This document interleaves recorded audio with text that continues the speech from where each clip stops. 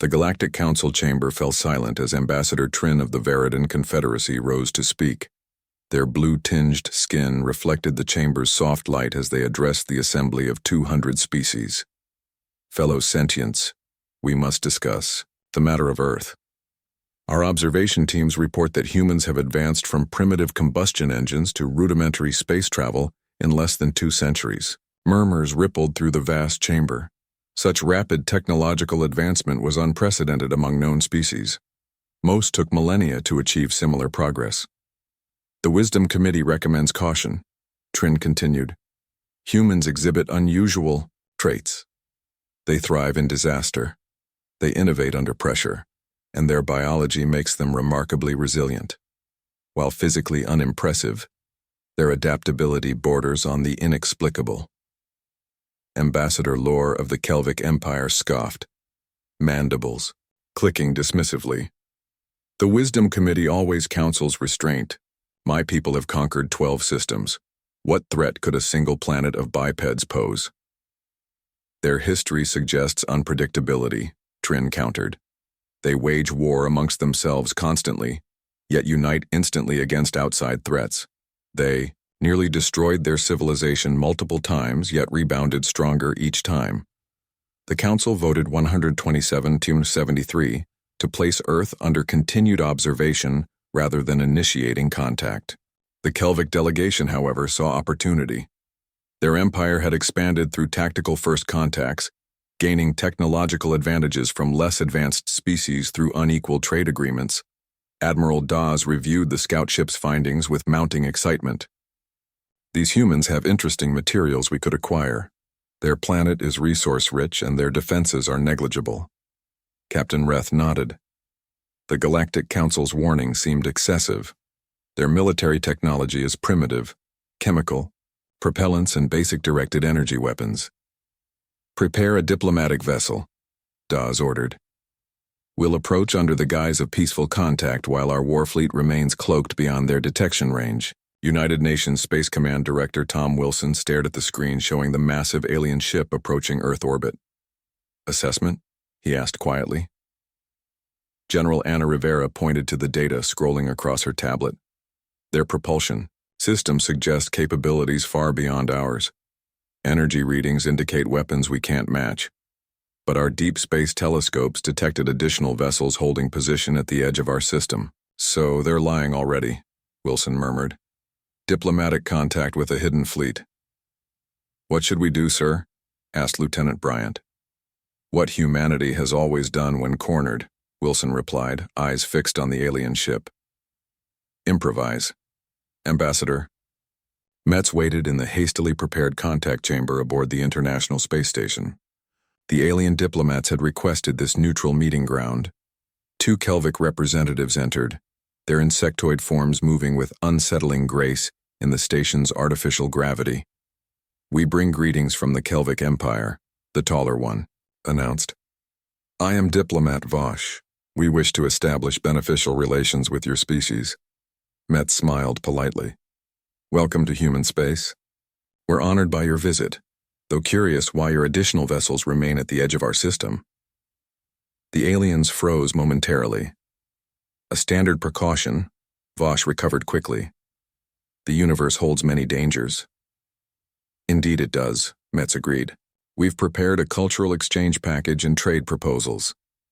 The meeting proceeded cordially, but when the Kelvic returned to their ship, Vosh contacted Admiral Dawes immediately. They detected our fleet. Their sensor technology is more advanced than we anticipated. Dawes's mandibles clicked anxiously. Impossible. We maintained full stealth protocols. Nevertheless, they know. This changes our approach. No, Dawes decided. It merely accelerates our timeline. Prepare the ultimatum. The Kelvic demands arrived. 12 hours later, Earth would surrender 30% of its mineral resources and provide unlimited access to its oceans, or face consequences. They gave humanity 48 hours to respond. Wilson called an emergency meeting of the Security Council. Options? Our weapons can't penetrate their shields, Rivera said, and their fleet outnumbers our space forces 20-1. Then we don't fight conventionally, Wilson decided. Lieutenant Bryant, implement Operation Trojan Horse. When the deadline arrived, Wilson transmitted Earth's response. We accept your terms and will begin resource collection immediately. We've dispatched automated mining vessels to demonstrate our cooperation. Admiral Dawes watched with satisfaction as the small human ships approached.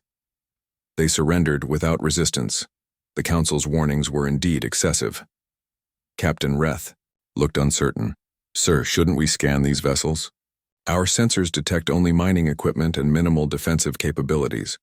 Dawes replied dismissively. Allow them to dock as a show of good faith. 20 human vessels attached to various points on the Kelvic ships. For several hours they appeared to transfer materials from Earth. Then, simultaneously, they detonated. The explosions themselves caused minimal damage against the advanced Kelvic shields. But each human vessel released a specially engineered virus, not biological but technological. A virus designed to infiltrate and corrupt the Kelvic computer systems. Alarms blared throughout the Kelvic fleet as ship after ship lost propulsion, life support, and weapons systems. What's happening? Dawes demanded as his flagship's lights flickered. Some kind of cyber attack, an officer reported frantically. It's bypassing all our security protocols. On Earth, Bryant watched the chaos unfold. All Kelvic ships compromised. Sir, their systems are now under our control. Wilson nodded grimly. Open a channel to their admiral. Dawes stared at the human on his screen with a mixture of rage and disbelief. Your ships are now under our control, Wilson stated calmly. Your life support systems will continue functioning as long as you cooperate. Your fleet will depart our system immediately with a small human contingent aboard to ensure compliance. You can't do this, Dawes sputtered. The Kelvic Empire will learn what the Galactic Council already knew, Wilson interrupted. Humans are dangerous when threatened. We don't have your technology yet, but we're remarkably good at turning your advantages against you. 3 months later, Ambassador Trin listened as the Kelvic representative explained their strategic withdrawal from Earth. After the session, Trin approached the human observer who had recently been granted limited access to Council proceedings. Your species handled the Kelvic incursion with unexpected efficiency, Trin remarked. Ambassador Jackson smiled. The Council warned them. They should have listened. Trin's 4 eyes blinked in sequence, their species equivalent of thoughtful consideration. Perhaps now the Council will reconsider Earth's application for full membership. Perhaps, Jackson agreed, though I suspect some will argue this incident proves exactly why humans should remain isolated. And what would you say to that argument? Jackson's smile remained pleasant, but something in his eyes made Trin instinctively step back. I'd say that isolation rarely works as intended. Humans will reach the stars with or without permission. Better to have us as allies than to leave us finding our own way through the darkness. As Trin watched the human walk away, they could not help but recall the Council's original assessment. Humans don't merely survive, they adapt, overcome, and emerge stronger from conflict. The warning had been accurate. Humans were indeed dangerous. But perhaps, Trin reflected, that was precisely why the galaxy needed them.